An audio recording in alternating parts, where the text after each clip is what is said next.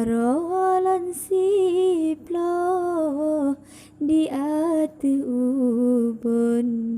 Assalamualaikum lan tegur sapa.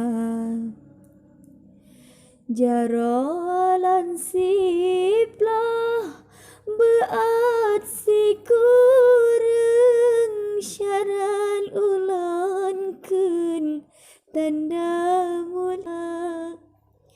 Jaro si kureng lan beut lapan genan tau timpan ngon asa kaya. Jaro lan lapan lan beut tujuh ranuk lambung.